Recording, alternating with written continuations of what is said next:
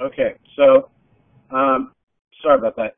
So if we have the original problem is some series or 1 to infinity of a sub n, you can create a b sub n and do this limit. If that limit is positive and finite, then a sub n behaves just like b sub n.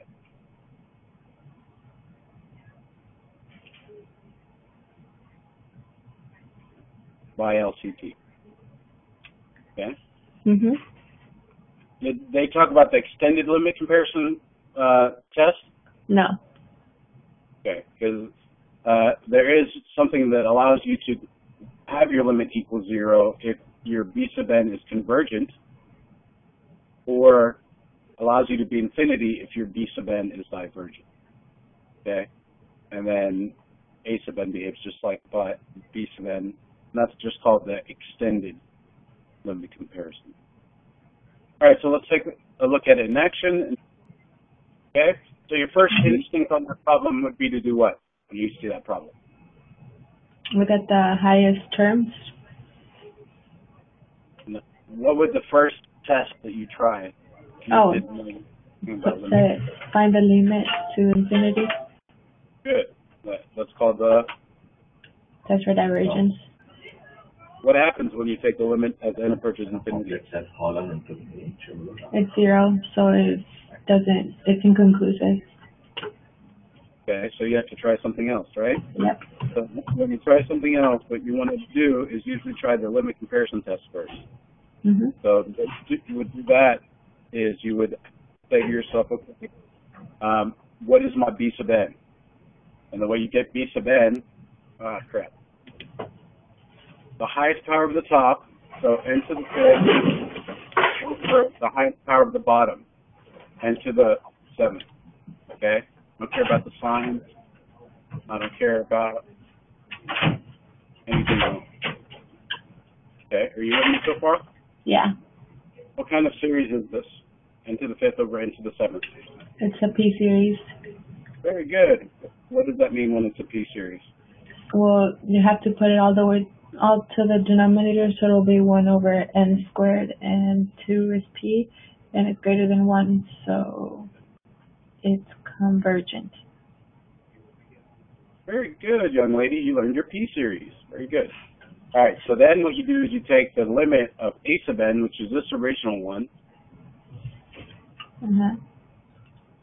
And this doesn't work too bad with having no stylus. Over your compared series. Okay, so that was a 3 Wait. and... Can't you just do the comparison test then? I will tell you why the direct comparison test is much more difficult than the other one here in a second, okay? Okay. Because there's multiple conditions that have to be met to do direct comparison. Mm-hmm. So here what we got to do is we got to look at it from a fraction over a fraction. You flip and multiply, so you get 3n to the 7th minus 2n to the 4th minus 2n squared all over 1 minus n to the 7th. And when I take the limit, I get infinity over infinity. So what do I do there? L'Hopital, or you can just factor out n over 7.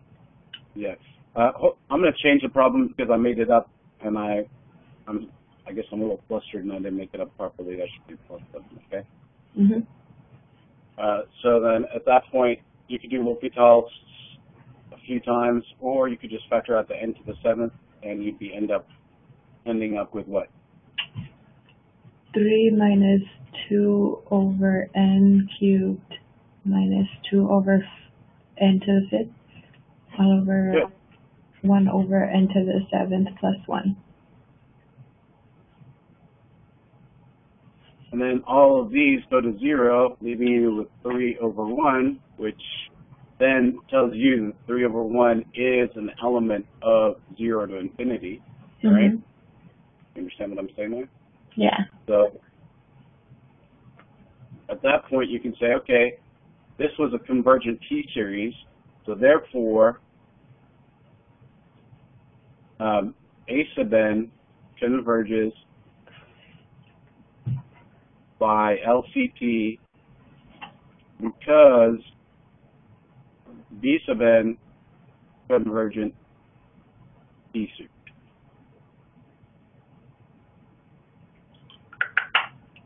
And rho equals. You have to say that whole sentence, okay? Okay. Any questions? Nope.